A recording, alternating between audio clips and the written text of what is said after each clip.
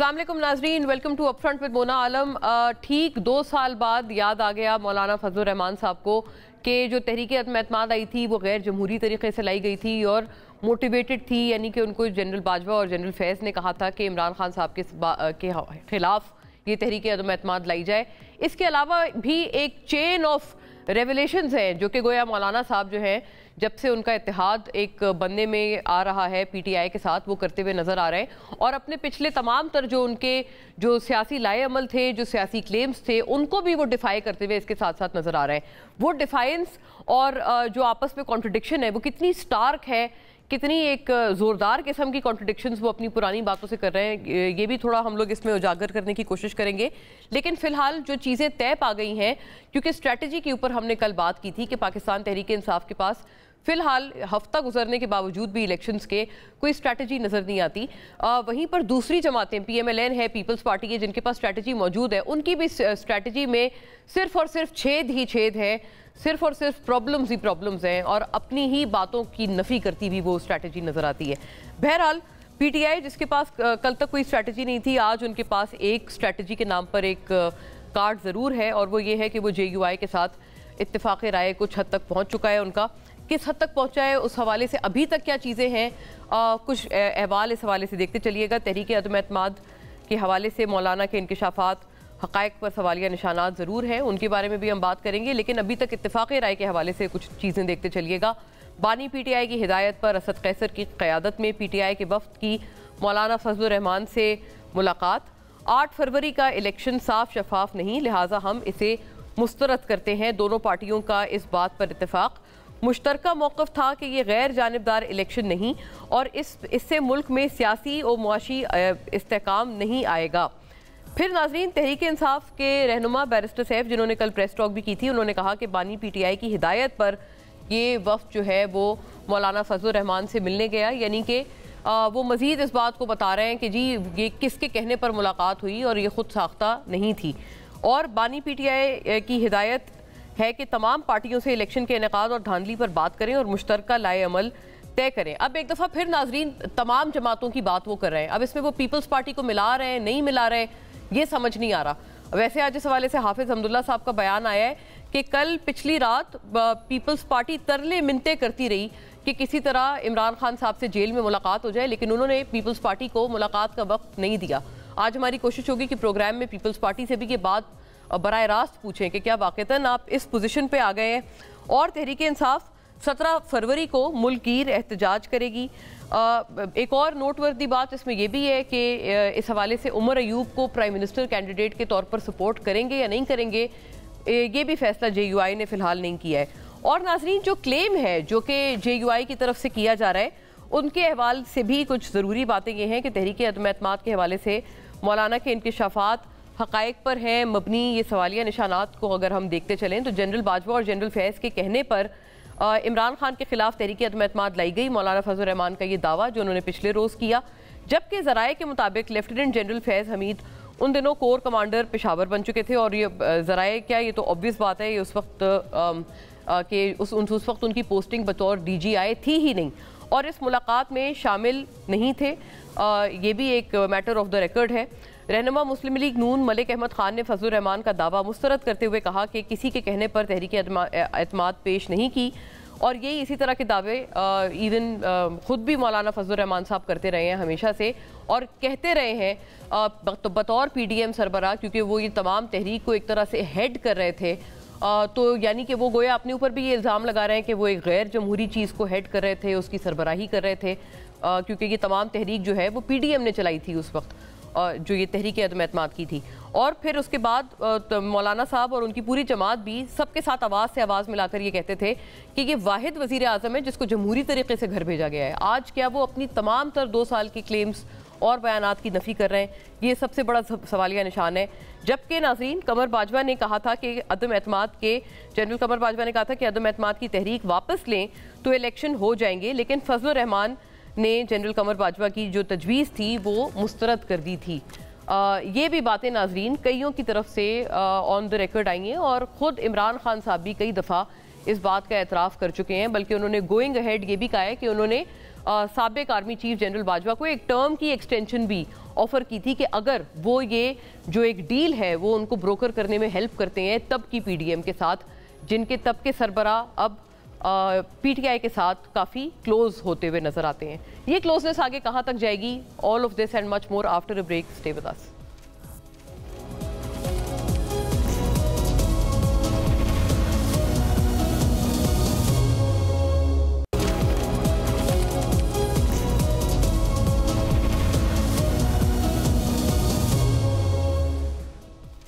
Welcome back नाजरीन। बहुत इन ज़रूरी मामलात पे कुछ रोशनी डालते हैं और कोशिश हमारी ये है कि तमाम जो सियासी जमातें हैं उनके पर्सपेक्टिव इसमें शामिल करें और वैसे कुछ ख़बरों के हवाले से या इत्तलात के हवाले से भी बात रखें कि आगे होने क्या जा रहा है, क्योंकि जो स्प्लिट मैंडेट मिला है उसमें अभी भी उस मैंडेट को कंटेस्ट कर रही है पाकिस्तान तहरीक इंसाफ। दूसरी तरफ उन्होंने अपने उम्मीदवार भी बता दिए CM के और PM के, और दीगर जमातों में क्या कोई वाक़तन शराकतदारी हो रही है? क्योंकि PTI की तरफ से और JUI की तरफ से भी ये एक इम्प्रेशन दिया जा रहा है कि पीपल्स पार्टी ख़ास तौर पर बहुत ही कोशा है कि किसी तरह खुदारा उनका जो है इत्तेहाद PTI बैक्ड इंडिपेंडेंट से बन जाए और उनको नून लीग के साथ ना जाना पड़े। तो तमाम तर मामले पे फैसल वाडा साहब यहाँ मुझे स्टूडियोज़ में ज्वाइन करते हैं, हमारे साथ तशरीफ़ फरमाए, सीनियर सियासतदान और तमाम मामलात पे बड़ी बर्ड्स आई व्यू रखते हैं और दूर की बात बताते हैं। वेरी वार्म वेलकम फैसल साहब, thank you for gracing the show.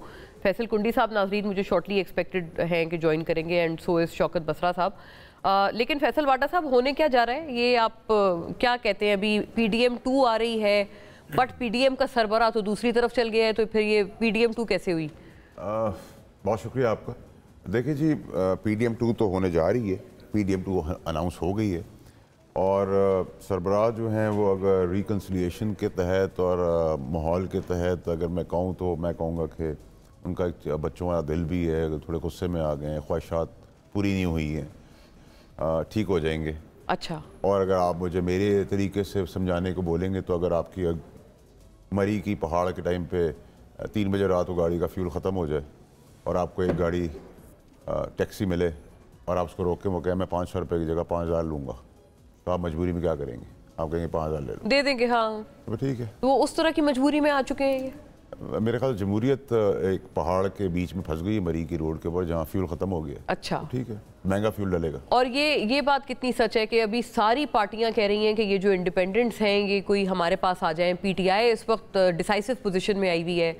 अभी जैसे हाफिज हमदुल्ला साहब ने कहा है कि पीपल्स पार्टी तो उनसे तरले मिनते कर रहे हैं उनसे कि किसी तरह ज्वाइन कर लें आप हमें। लेकिन ये भी बड़ी क़यामत की निशानी है कि हमदुल्ला साहब जो हैं वो PTI की ज़बान बोल रहे हैं। हाँ। PTI हमदुल्ला साहब मौलाना फजल रहमान की ज़बान बोल रहे हैं। वो पहले उनको यहूदी एजेंट कहते नहीं थकते थे, वो उनको यहूदी एजेंट कहते थे, बोलते थे नाचने गाने वाली पार्टी है। ये मौलानाओं का एक बड़ा ज़बरदस्त भी है, कुल्लू हराम और कुल्लू हलाल अपनी मर्ज़ी से कर देते हैं, सर्टिफिकेट आपको देते हैं, आप मजहबी हैं, मुसलमान हैं, नहीं हैं, काफिर हैं, ये फतवे चलते रहते हैं। और क़यामत की ये भी निशानी है कि PTI जो उनको डीजल चोर बेईमान कहती थी, वो कहते थे उनको मौलाना कहना गुनाह है। तो वो और हम जैसे बेवकूफ़ जो इस पार्टी में थे, morally, emotionally, ethically and financially involve, जिन्हें अपनी ज़िंदगी का एक हिस्सा दे दिया, वो भी ये समझते थे कि हम डिफरेंट हैं, हम यूनिक हैं, लेकिन हमारी और रवायती पार्टियों में कोई फ़र्क नहीं निकला। और मेरे ख्याल से अगर ये अनाउंसमेंट अगर वोटर्स अब देख रहे हैं, जो PTI का वोटर है वो देख रहा है कि पीपल्स पार्टी से भी बात करें, मुझे तो कोई प्रॉब्लम नहीं है। मैं तो समझता हूँ कि पॉलिटिक्स पॉसिबिलिटीज़ का नाम है, पानी की तरह जगह बनाने का नाम है। एक मुसीबत, एक सिचुएशन, एक अनरेस्ट के टाइम पे उसको कामली हैंडल करने का नाम है, जो हमने कभी नहीं सोचा था। तो क़यामत की निशानियाँ तो नज़र आ रही हैं हमें। नहीं तो दूसरी तरफ से भी वो कह रहे हैं कि अब आज मरियम औरंगज़ेब ने भी प्रेस टॉक करके कहा है कि ये यहूदी एजेंट है, अमरीकी एजेंट है, ये गलत जाली फॉर्म 45 इन्होंने पता नहीं 1 अरब की इन्वेस्टमेंट करके। इतना इंग्रेस है क्या PTI का अमेरिका में और यहूदी लॉबी में जितना ये लोग क्लेम करते हैं? फिर से मैं वही बात करूँगा, पहले हम अमेरिका को गालियाँ देते थे, वेस्टर्न वर्ल्ड को गालियाँ देते थे, ज़रूरत नहीं थी। आप उनसे भीख भी मांगते हैं, उनसे हेल्प भी मांगते हैं, उनसे मदद भी मांगते हैं। ये सारे मौलाना साहब भी जो हैं वो भी अमेरिका की इमदाद पे बहुत कुछ चलाते हैं, बहुत कुछ बहते हैं। अमेरिका की इमदाद पे चलाते हैं? मतलब जब पूरे मुल्क के अंदर आप एक्सपोर्ट्स करते हैं उस तरफ, वो उनसे एड लेते हैं, उनसे लोन मांगते हैं, उनको बेल आउट पैकेजेस का बोलते हैं, तो फिर इतनी शर्म और इतनी इखलाकी जुर्रत भी होनी चाहिए कि इंसान जिसका खा रहा है उसके साथ वो राय भी ना आप बोलेंगे जी मैं खाता हूँ लेकिन मैं शायद मानता नहीं हूँ, इनकी बात पूरी तरह नहीं मानता। हैविंग सेड दैट, मेरे ख्याल से कि ये पीटीआई ने भी नारा लगाया कि हम अमेरिका के ख़िलाफ़ हैं और अमेरिका ने साइफर किया है और अमेरिका ने ये कर दिया है और सब हमें गिराया है फलाना ढिमाका, फिर यूटर्न। तो मेरे ख्याल से आज वोटर बड़ा मायूस होगा समेत मेरे जैसे हमारे जैसे लोग हैं। और अगर आज आप वापस इलेक्शन करा दें तो मेरे ख्याल से फिर पीटीआई को भी इसका नुकसान बर्दाश्त करने के लिए तैयारी करनी चाहिए। और दूसरा ये तो जितने लोग आज पीटीआई को रिप्रेजेंट करें तो फसली बटेरे हैं, ये तो एक वेव है पॉपुलैरिटी की जिसके ऊपर आ गए। किसी की पैदाइश इस पार्टी के अंदर 6 महीने पहले हुई, 8 महीने पहले, वो हमें भाषण दे रहे हैं, हमें समझा रहे हैं। हमने तो इस पार्टी को खून दिया है, हम तो खाते पीते घरों से थे, अल्लाह की मेहरबानी। नहीं तो आपको क्या लगता है कि ये इग्नोर कर देना चाहिए इनका मैंडेट जो सारा पीटीआई बैक्ड इंडिपेंडेंस का है, या इनको मौका देना चाहिए? क्योंकि एट द एंड उन्होंने वोट तो या सीटें उन्होंने पीएमएलएन से तो ज्यादा ही ली हैं। देखिए वैसे तो जिस इंडिपेंडेंट फिगर को आप लोग ले रहे हैं उसमें से 30-35 तो वो होते हैं जो हमेशा गवर्नमेंट के साथ ही होते हैं, तो वो तो पीटीआई बैक्ड नहीं है ना, वो तो सही बात हो गई। अब 60-65 बैक्ड इंडिपेंडेंस, हाँ, अभी 60-65 बच्चे हैं, उसमें से आधे तो बिक रहे हैं, बकरों की मंडी खड़ी हुई है। अब शायद उनकी सेल भी कम हो गई है और बहुत डिस्काउंट प्राइस में ऑफर हो रहे हैं। लेकिन अगर आप इसको भी हटा दें तो अगर मेरे पास इक़्तिदार होता या इक़्तिदार चलाने का इंतजाम होता तो मैं कहता पीटीआई को गवर्नमेंट बनाए, ठीक है, और पीटीआई की परफॉर्मेंस के बाद यही कौम जो कंधे बिठा रही है वो जमीन पे बिठा देती। तो हमें तो पता है इस पार्टी की स्ट्रेंथ और वीकनेसेस समेत मेरे, मैं भी शायद नालायक हूँ, मैं उनके शामिल हूँ, लेकिन मेरा सिर्फ हाई मॉरल ग्राउंड ये है कि मैं पार्टी जब पीक पे थी, खान साहब आसमान से बातें कर रहे थे, मैं उस वक्त निकाला गया और राइट बात करने में निकाला गया और सच बोलने में निकाला गया। मैं तो नहीं हाथ जोड़ के आया पीछे के 9 मई के वाकयात की मजम्मत। वो कहते हैं आपको किसी ने कहा था कि आप छोड़ दें, ये प्रॉब्लम में फंस जाएंगे। मेरी बात सुने ना, हर चीज़ मुझे किसी ने कही थी, हर चीज़ मैं 1 साल पहले बता देता हूँ, हर चीज़ मुझे पहले से पता होती है, नंबर्स भी पता होते हैं, सब कुछ पता होता है। अगर इतना कुछ पता होता तो चले जाए तो कुछ जाहिर है किसी ने कोई तो आपको कन्वे करता है तो पता होता है। अभी तो फजूल बात है ना। देखिए मैं तो अल्लाह की मेहरबानी आपके शो पे ऑन रिकॉर्ड कर रहा हूँ, मैं तो किसी का रवादार नहीं हूँ। उधर ही अगर आप इस्टेब्लिशमेंट की बात करें तो इस्टेब्लिशमेंट का एक ख़ास आदमी था जो बहुत ताकतवर भी था और बहुत पावरफुल आदमी भी था, तो मैंने उसको भी टेक ऑन किया है जब वो पावर में था। मैंने तो मरे हुए हाथी या मरे हुए किसी और चीज़ के ऊपर नहीं गया। वो कहता है नोबडी किक्स डेड डॉग, तो मैंने तो नहीं कुर्सी से उतरने के बाद कहा उन्होंने ये किया, मैंने तो कुर्सी पे टेक ऑन किया। और मैं आज भी कहता हूँ कि अगर अदालतें बेल देना छोड़ दें और एस्टैब्लिशमेंट अपनी जीप में बिठा के ले जाएगी तो हम जीप के सामने आ जाएंगे।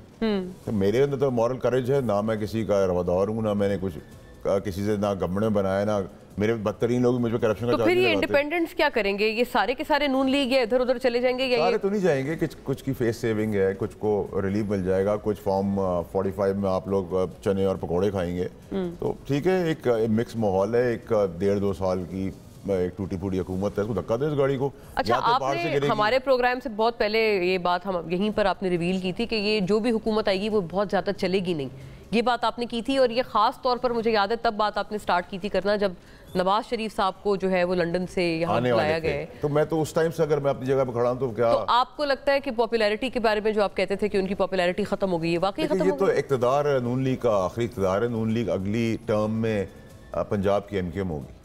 अच्छा, तो ये हालात आ गए। और जहाँ तक ये जो आप खातून का नाम ले रही हैं कि वो आ कह रहे हैं यहूदी एजेंट ये है वो है फलाना ढिमाका, उनको उनकी मॉरल अथॉरिटी है कि वो बात कर सकती है मरीम औरंगजेब साहिबा या नून लीग की, जो शिकस्ता शर्मिंदा स्पीच की है, जो हारे हैं और जो शर्मिंदा हैं, उसके बाद फिर वही घटिया बातें कर रहे हैं, फिर वही लड़ाई की बात कर रहे हैं, फिर एक दूसरे के ऊपर वो तोड़ फोड़ की बात करें। अभी भी अकल नहीं ली तो ये बनने से पहले टूट जाएगी हुकूमत। अच्छा, वो कहते हैं कि उनको तो बड़ा सपोर्ट किया जाता था या उनको सारे लोग उनको वाकई एक बड़ा प्रोटोकॉल देके बुलाया जाता था। कुंडी साहब पहुंच चुके हैं तो कुंडी साहब को वैसे वेलकम भी मैं करूंगी, लेकिन ये कि इससे पहले कि वो बाकायदा कट हो, उनको माइक वगैरह लग रहा है, लेकिन ये कि कुंडी साहब ही सबसे बढ़कर ये कहते थे कि इनको जो है वो ऐसे कालीन पर बिठा के लाया गया है, वो जादू का कालीन नहीं होता था जो हवा में उड़ता था, हाँ, लंदन से आए हैं उस कालीन पे बैठ के कालीन होता। तो लेकिन मेहरबानी तो खैर जिसकी भी है वो देखें, वो अब आप एक दूसरे पर उसको टॉस करेंगे कि वो मेहरबानियाँ किसकी थी, लेकिन अब ये वाली बात तो बड़ी अहम है कि वो जो भी लाया है उनको कुंडी साहब, आपको वो कह रहे हैं कि इनका आखिरी इक़्तिदार है ये PMLN का। आप खुद कहते थे बिलावल साहब से तो हम सुन के थक गए कि इनके साथ तो अब चलना नामुमकिन है।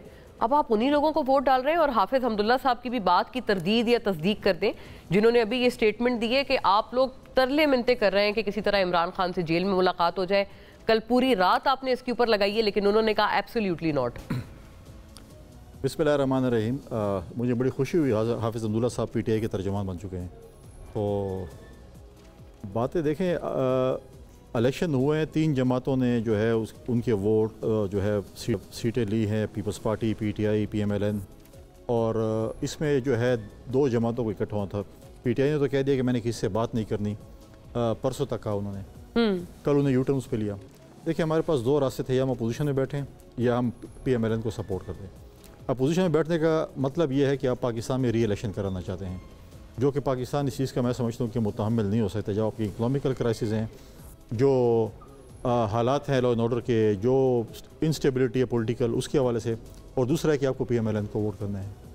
हमने कहा हम पीएमएलएन को वोट करेंगे, लेकिन हम काबीना का हिस्सा नहीं बनेंगे, क्योंकि पिछले 16 महीने की जो आपने इमरान खान से मिलने की कोई कोशिश नहीं की कल रात से? क्यों करें भाई?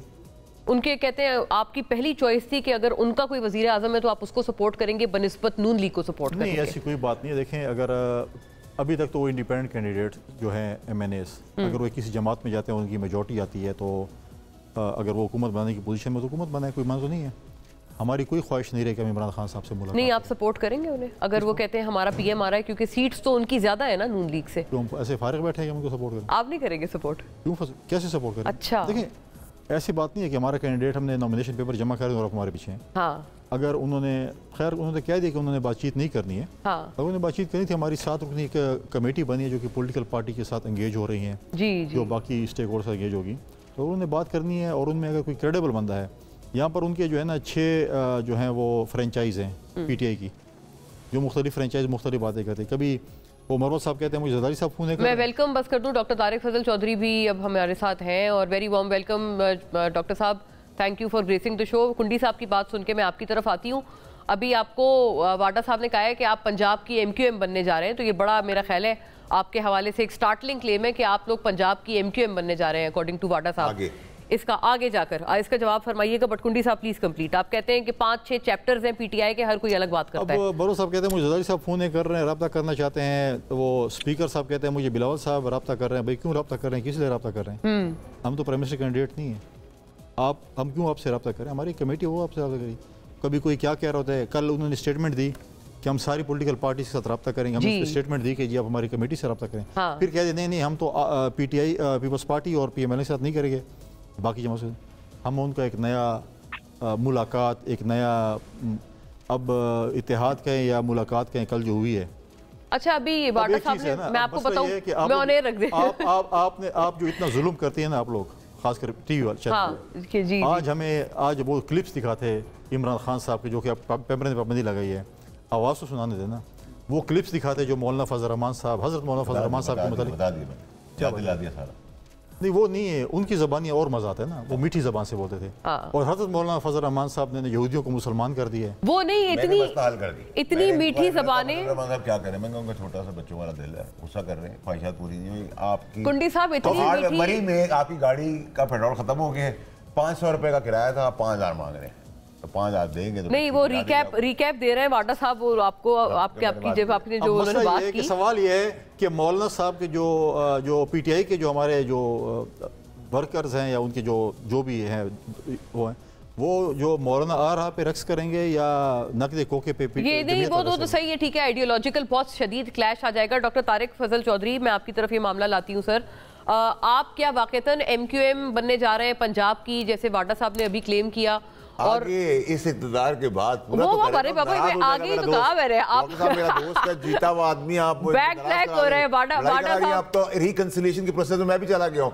चौधरी साहब हमें भी माफीनामा दिला देना, क्योंकि हमने तो यू टर्न कर लिया है। वाडा साहब ने अभी प्रोग्राम पे भी यू टर्न किया। 15 साल से जो हम सुन रहे थे वो हम खुद ही उसके ऊपर खड़े हो गए, हम भी अब कोई डिफरेंट नहीं है। बट नो, वाडा साहब ने सर ये भी कहा है कि मोरालिटी भी तो होनी चाहिए, कोई मोरल ग्राउंड नहीं है। अभी जो इलेक्शंस में नताइज आए हैं, पीएमएलएन के पास क्या मोरल ग्राउंड है कि आज मरियम औरंगजेब साहिबा इमरान खान को अमरीकी एजेंट कह रही थी? ये बात तो मैं ठीक है, आई एग्री।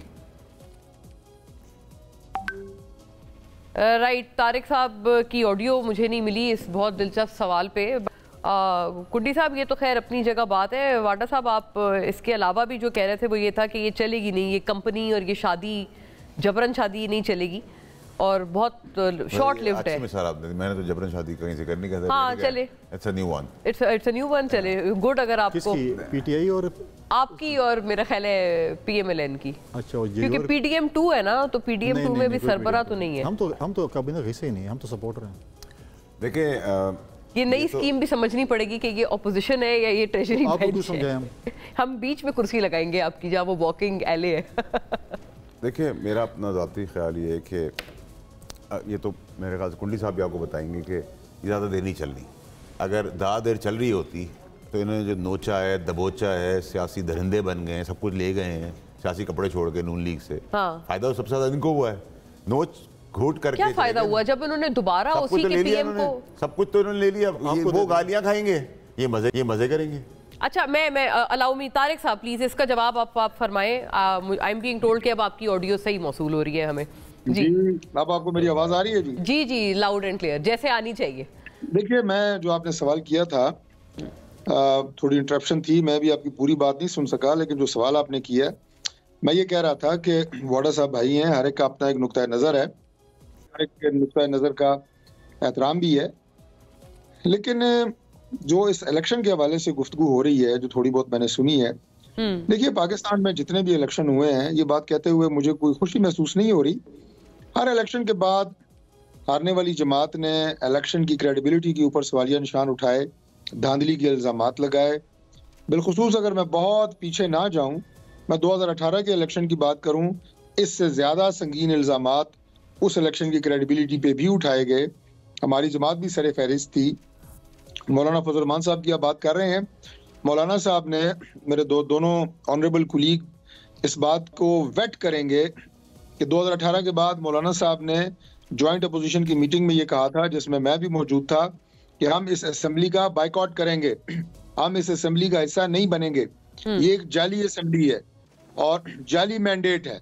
बिल्कुल, ये तो पाकिस्तान पीपल्स पार्टी और हमारी जमात की लीडरशिप थी जिन्होंने ये कहा कि बावजूद तमाम एतराज़ात के हम पाकिस्तान में जमहूरी अमल को आगे बढ़ाने के लिए इस सिस्टम का हिस्सा बनेंगे, पार्लियामेंट में बैठेंगे, वहां बैठ के अपना नुक्ता नज़र भी देंगे और जो इलेक्शन प्रोसेस के ऊपर हमें एतराज़ात हैं वो भी उठाएंगे और अपनी कानूनी जंग लड़ते रहेंगे।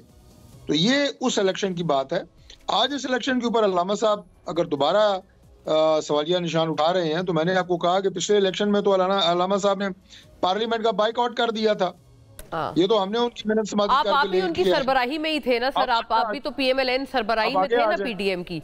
और आगे आ जाए, आप गुजारिश ये है कि आप तो इस इलेक्शन के ऊपर आप ये देखें कि यही इलेक्शन कमीशन ऑफ पाकिस्तान है जो पंजाब में भी इलेक्शन करा रहा है, केपी में भी यही इलेक्शन करा रहा है, सिंध बलोचिस्तान में भी। अब पीटीआई केपी से अक्सरियत ले जाती है, वहाँ पे वो सूबाई असम्बली की सीटें जीते हैं, कौमी असम्बली की सीटें जीते हैं, वहाँ पे इलेक्शन ठीक है, वो इलेक्शन कमीशन भी क्रेडिबल है, इलेक्शन कमिश्नर भी क्रेडिबल है, चीफ साहब सब। लेकिन जहाँ वो इलेक्शन आ रहे हैं वहाँ सिस्टम को भी गालियां, इलेक्शन कमीशन को भी गालियां। एहतजाज तो वैसे सब जगह कर रहे हैं ना डॉक्टर साहब, एहतजाज तो वो केपी में भी कर रहे हैं, लेकिन अभी जो मोरल अथॉरिटी की बात कर रहे थे वाडा साहब, आप इसको कैसे रिएक्ट करते हैं? क्या मोरल अथॉरिटी है पीएमएलएन के पास कि आप किसी दूसरे को अमरीकी एजेंट कहें इन नताइज के बाद? क्योंकि आपके नजर में तो इलेक्शन कमीशन बिल्कुल ट्रांसपेरेंट है ना, उन्होंने कोई ऐसा प्रॉब्लम नहीं किया है। बात यह, मैंने तो आपको सबसे पहले इलेक्शन की क्रेडिबिलिटी के हवाले से बताया कि इसको हर इलेक्शन के बाद मुतनाज़ा हारने वाली जमात बनाती रही है। पाकिस्तान में पिछले 12 इलेक्शंस की मैं बात कर रहा हूँ, 1970-71 के बाद की मैं बात कर रहा हूँ। ठीक है जी, कितने साल हो गए हैं? मेरा ख्याल है 40 साल से ज्यादा हो गए हैं, बल्कि आप तो मेरा ख्याल है 50 साल से ज्यादा हो गए हैं। इन 12 इलेक्शनों में हमेशा ये हुआ है, कोई नई बात नहीं है कि इल्जामात पहली दफा लगे हैं।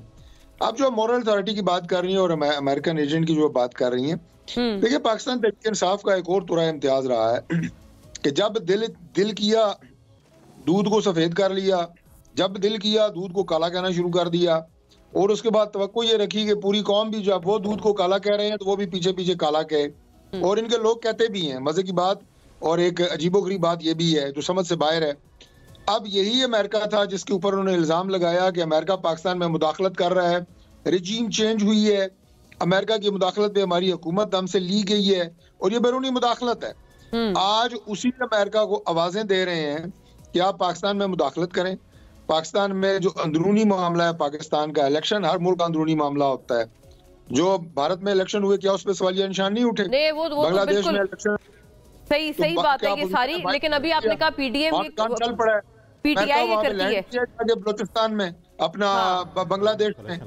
भाई अगर आज पाकिस्तान के इलेक्शन के ऊपर बैनुल अक़वामी जरीदे कोई आर्टिकल लिख रहे हैं, कोई ब्लूमबर्ग लिख रहा है या किसी अल जजीरा ने बात की है, वॉशिंगटन पोस्ट ने बात की है, तो मैं आपको 15 आर्टिकल आपको आपके प्रोग्राम में पेश करूंगा जो इन बैनुल अक़वामी इदारों और जरीदों ने 2018 के इलेक्शन के हवाले से लिखे थे। बिल्कुल बिल्कुल बात है, ये 2018 की भी क्रेडिबिलिटी इलेक्शंस की उसी तरह से अंडर क्वेश्चन आती रही है।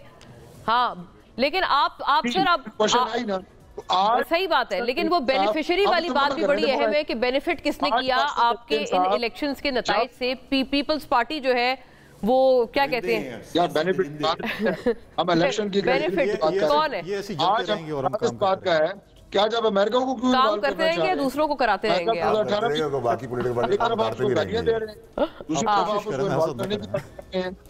हम तो जी, ये भी एक पॉइंट आया है चौधरी साहब कि आपके इस इलेक्शंस के नताइज की सबसे बड़ी बेनिफिशियरी तो पीपल्स पार्टी है, तो पीपल्स पार्टी है बेनिफिशियरी ना। हाँ, डॉक्टर साहब को पूछे, डॉक्टर साहब ये है पॉलिटिकल दरिंदे, इनको सर पकड़े बाहर और इनसे वोट ना लें डॉक्टर साहब। चौधरी साहब फिर आपने वोट नहीं लेना इनसे ना पीएम का। नहीं, पहले तो ये है कि मैं डॉक्टर साहब को मुबारकबाद पेश करता हूँ, उन्होंने इलेक्शन जीता है पहली दफा। हम जो पहली दफा तो नहीं जीता, नहीं साथ पहली दफा इलेक्शन के बाद हमारा एक अच्छा इंटरेक्शन हो रहा है। जी जी जी, मुबारक हमारी तरफ से भी। वैसे डॉक्टर साहब बहुत जल्दी ख्याल आ गया आपको। जी जी जी, नहीं मैं हमें आपको ज्यादा वैसे खुशी है ना जीतने की, इसलिए आपने हमें राइटली याद कराया। जाती दोस्त है तो मैं हम दोनों भाई पहली दफा एमएनए बने थे, ये डिप्टी स्पीकर बन गए और हम अपोजिशन के एमएनए थे। जिंदाबाद। बस अब देखें, कुंडी साहब को मिस करेंगे आप लोग पार्लियामेंट में। इलेक्शन हुए हैं, क्यों नहीं है ना कुंडी साहब पार्लियामेंट? कुंडी साहब भी को एडवाइजरी लेके आ जाएंगे। कुंडी साहब को पार्लियामेंट में तो नहीं ना, पार्लियामेंट अपने प्रेसिडेंसी में बना लेंगे, क्या मसला और काबीना में भी नहीं होंगे क्योंकि उन्होंने कुछ सीट नहीं लेनी। बना लेंगे, प्रेसिडेंट हाउस में जाएंगे, वहां कुछ ना ऐसे कोई अभी आप काबीना तक कान यूं करके पकड़ने वाले रास्ते आप काबीना के स्लॉट तक काबीना को डिस्कस कर लेते हैं। अगर रिकॉर्ड कैसा बनाना है आपको बता दूंगी, आपको तो पता है। ब्रेक का भी मुझे कहा जा रहा है, लेकिन ये समझने में हमें थोड़ी मदद चाहिए कि पीपल्स पार्टी इस वक्त ट्रेजरी बेंचेस में है, अपोजिशन बेंचेस में है। मैं आपको समझाता हूं ना, या वो जो बीच में रास्ता है वहां पर कुर्सी लगाएंगे, वो ट्रेजरी में। चलिए वो तो नेगेट कर रहे हैं, डिनाई कर रहे हैं भाई। देखिए बात ये जो है उससे पूछेंगे ना, वो कहेंगे आप हमें बात ये कि हम पीएमएलएन को देखिए, हमारे पास ऑप्शन नहीं थी। मैंने पहले ही कह दिया कि या री इलेक्शन अगर हम अपोजिशन में बैठते हैं या हम इनको सपोर्ट करें।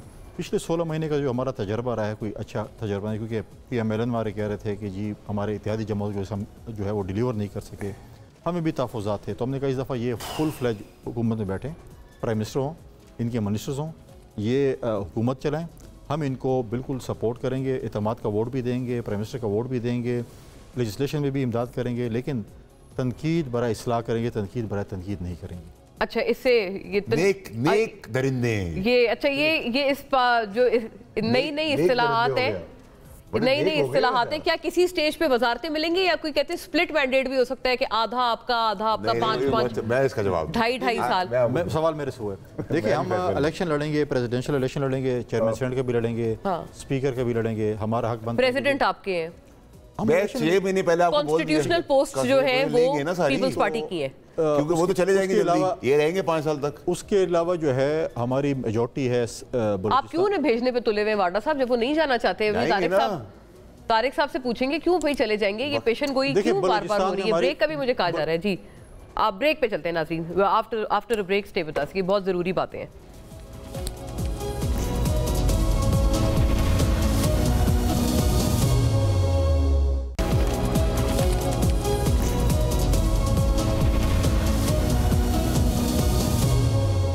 वेलकम बैक नाजरीन।